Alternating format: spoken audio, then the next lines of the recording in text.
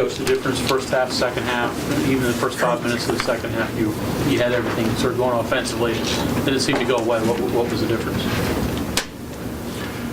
We had some pretty good shots and didn't make them. We had shots and didn't make them, and they came down and ISO'd our bigs and just, I mean, time after time after time, and ISO'd our bigs, and when they didn't score it, they passed it to somebody else who scored it seemingly, and then we went 2-3 zone to try to change the tempo a little bit, and I know we had 5 consecutive misses on first shots. They had 5 consecutive offensive rebounds. They just outmanned us. They were just tougher on the glass than we were.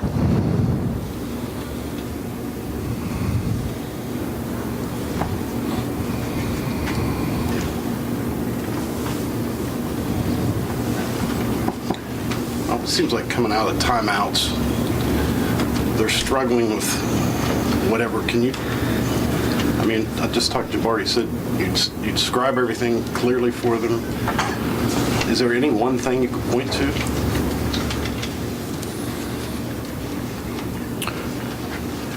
I guess we don't have the greatest listeners in the world.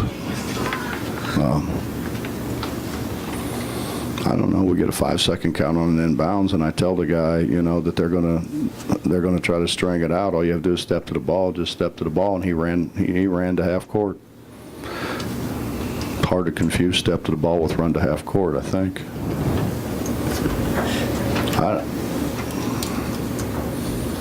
You know what though, Mitch? The truth of the matter is they just wanted to win more than we did. They out rebounded us. You know, we throw it close and come up empty, and they throw it close and they score, get fouled, go to the line, make free throws. Osby goes 6 for 6 from the foul line.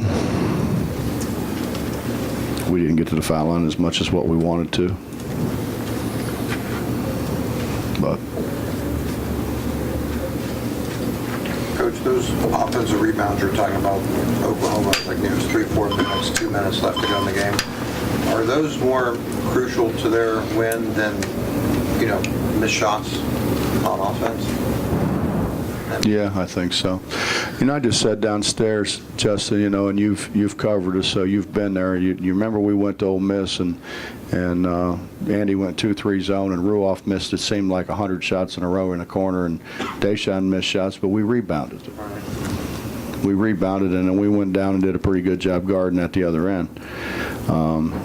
I remember Notre Dame here. Mike goes 2-3 zone. We can't make a shot. We can't buy one. And now that's pretty good shooters, I think. I mean, the all-time leading three-point shooter in the history of West Virginia basketball. And he couldn't make one. And Deshaun couldn't make one. But we rebounded it. We kept balls alive.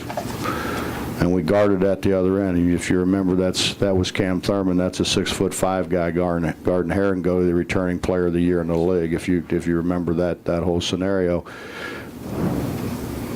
And the truth is, you know, we pretty much out-toughed them. Today we got out-toughed. I mean, you know, the amazing thing to me is they act like sometimes that's not the case. I mean, I don't know how a guy can just continue to rebound the ball and rebound the ball and rebound the ball, and you think maybe he's not tougher than you are, because that's what rebounding comes down to. We want to reach for it, and they want to go fetch it. You know, I mean, we talk about missed shots. I mean, hell, we've missed shots here before and won.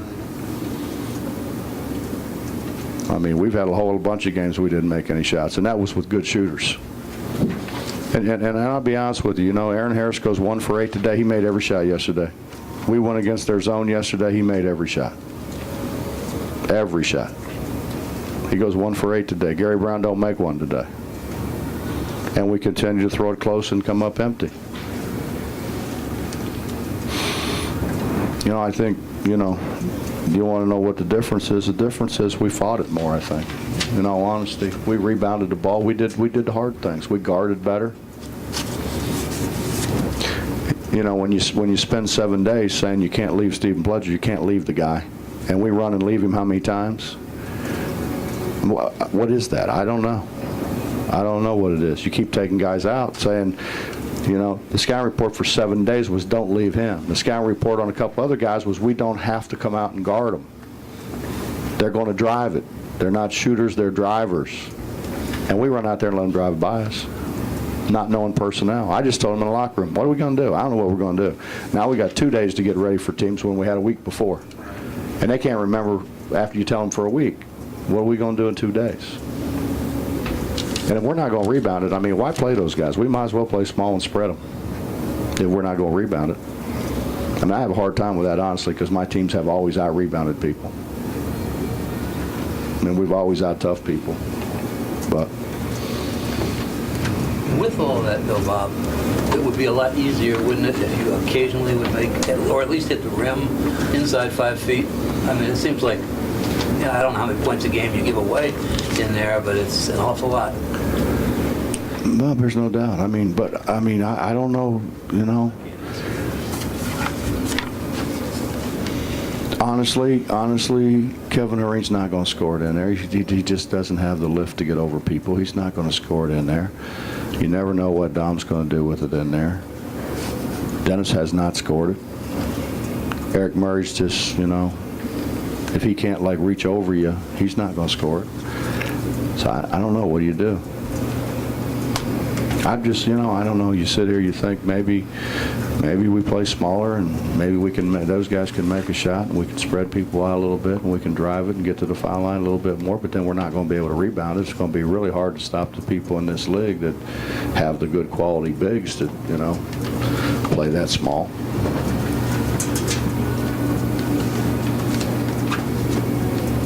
I guess when you're not rebounding with your bigs, I mean, what the hell makes the difference? You're not going to rebound it, you're not going to rebound it.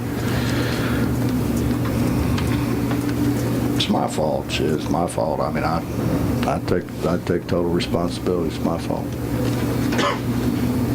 Does it make it more difficult to try to find something to hang your hat on when different things work and don't work from game to game, like shooting, playing defense, all those things you've listed? What's hard is you never know who's going to play. You never know who's going to show up and I mean, it's like I said. I mean, for all the, BS. Ruoff had days he couldn't buy one. Day had days he couldn't buy one. I mean, it happens. But so you have to compensate. You have to do other things. And coaches are a variety of reasons why the team is in a groove here of being unable to retain leads or build on them. Yeah, we don't make shots, Mick. We don't make shots, and we let other people make shots. I mean, for all of we missed shots, which we did, we never stopped them either, fellas. We never stopped them. So,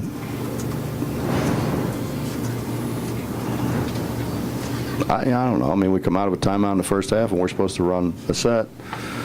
Our guy takes it to the other side of the floor, so now they're all confused. So the guy he's supposed to throw it to gets open. He doesn't throw it to him. Well, then that guy says, we got to do something. So he runs the ball screen, and he throws it to him. And they go shoot a layup.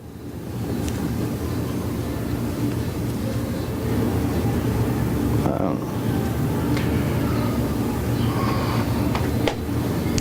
know. It kills me because I know how much it means. I mean, I know how much it means to the people in this state. And it kills me that we're not any better than what we are. And I take full responsibility.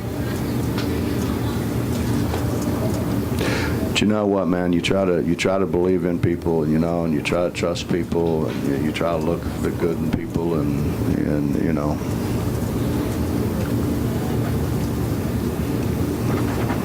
hindsight, we probably should have made some changes.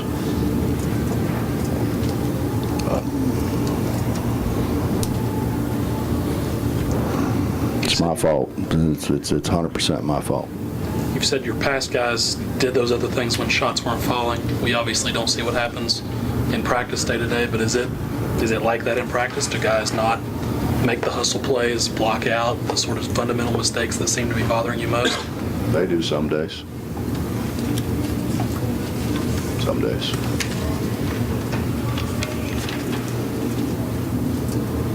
Anything else?